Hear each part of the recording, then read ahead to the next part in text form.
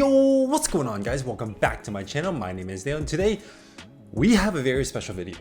Today we're going to talk about my recent trip to Japan. Now, of course, I know there are plenty of videos out there about Japan, but I am super excited to document this trip and share some of my findings during my time in Japan. Now, of course, in Japan, you can do a lot of different things. And honestly, 2.5 weeks may not be enough to explore the full spectrum and take in all the cultural stuff that they have to offer. This time around, I went with my family, 3 other family friends, and along the way, bumped into additional pals as well. Of course, being an anime geek and a little bit of a pop culture nerd, I was definitely geeking over all the anime stuff, such as visiting a Dragon Ball store, looking at the Evangelion anniversary exhibition, looking at all the Gunplas, the Naruto, and of course all the gacha machines as well. Not to mention or forgetting the great Tamiya flagship store and of course the Super Raijin RC cars as well. I have a lot of good footage of what to do and what not to do in Japan, and some of the highlights of food that I ate, and of course some foods to stay away from.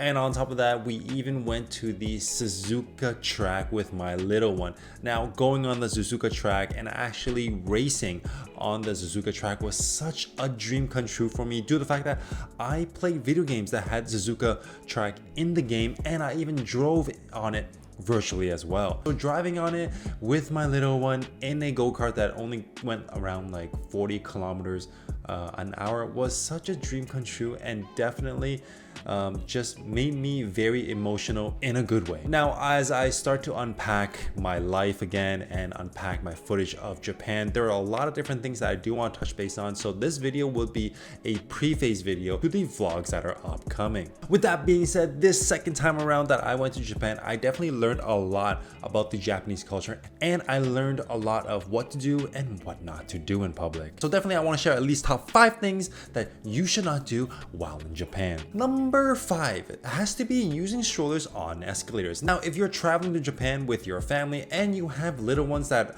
are toddlers or even infants, it is a big no-no that you use the escalators with the stroller. Of course, I know it's very convenient to just use your stroller on the escalator up and down, but this is an extreme no-no when it comes to the Japanese culture. There's a lot of decals that shows warning signs or things not to do when on the escalator, and putting a stroller on the escalator is one of them. Now, unfortunately, we experienced this firsthand. My brother-in-law was definitely approached by a local citizen in Japan. He tapped him on the shoulder and gave him an X sign. And of course, from then on, we decided to definitely A, hunt for an elevator, which was always out of the way, or B, just carry the stroller up the stairs. Now, of course, carrying the stroller up and down the staircase is an endangerment of its own, so please do it at your own risk. With that being said, this leads me to point number 4, which is talking loudly in public transit. Now, of course, here in Toronto, in the TTC realm, we have a lot of people who just have open conversations during the commute and will definitely neglect other people's privacies. Over there in Japan, every train car that you're in, every bus ride that you are in is a complete quiet zone, and you should definitely stay quiet. What I learned this time during my time in Japan is the Japanese people are very to themselves, and they are very introverted, and they love to just keep things to themselves. That's why you see a lot of solo diners, a lot of people spending time alone in cafes, or even a lot of people spending alone time in the park. So it's safe to say if you are in public transit with either your friends or your family, it's best to just keep your conversations on the low. Of course, during this time, we were definitely kind of just feeling our way around town and asking for directions when needed, because the Japanese subway system and transit system is much more sophisticated compared to us here in Toronto. Which leads me to point number 3, which is asking in Japanese first. Now, a lot of locals that you approach definitely will only speak Japanese and know very little English or even other languages. What I learned is the Japanese people really appreciate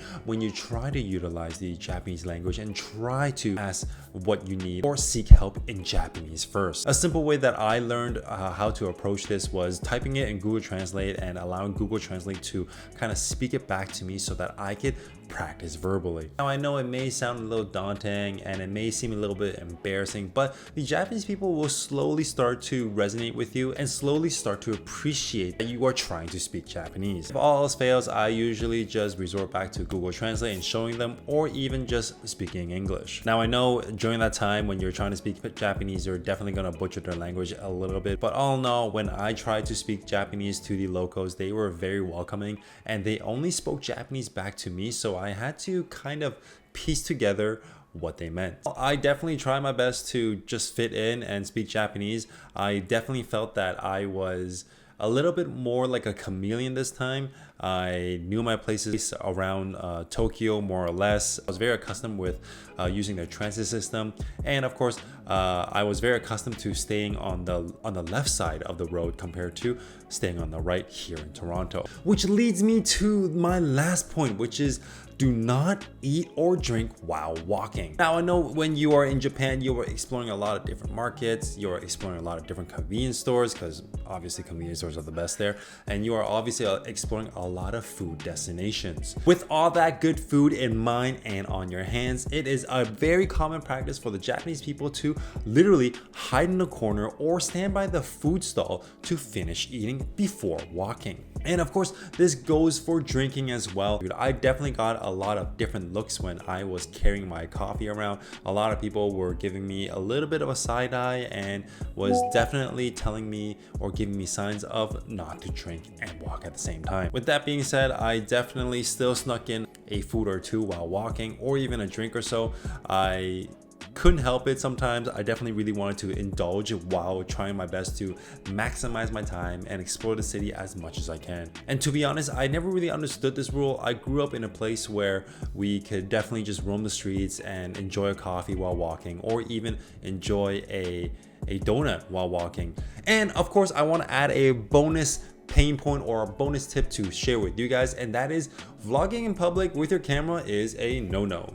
Now, of course, I know I'm going to share a lot of footage of me vlogging the streets and vlogging in certain areas that I shouldn't be. I definitely got a lot of different stares or looks from people that walk by, especially locals, eyeing me, and they didn't really tell me to stop, but I could tell that with me vlogging in the middle of the road or middle of the walkway with my mic, it definitely was A, intruding their private space, and B, I was a little bit loud and taking up space that I was not supposed to take up. I know it may sound a little bit dumb, but it's something that is frowned upon when it comes to the locals' opinions. So some of the footage that I'm going to show you definitely has a lot of B-roll and me vlogging on the side where I'm not intruding in any type of traffic. So there you have it, guys. This was a quick video and a prelude video of the vlogs to come. Let me know in the comment section down below what you want to learn about Japan, or what do you want to know about Japan. Don't forget to like, share, comment, subscribe to my channels. It really helps me in the long run. But until then, I'm definitely going to start posting a lot about Japan and some of the stuff that I bought. I can't wait to show you all. See you next time.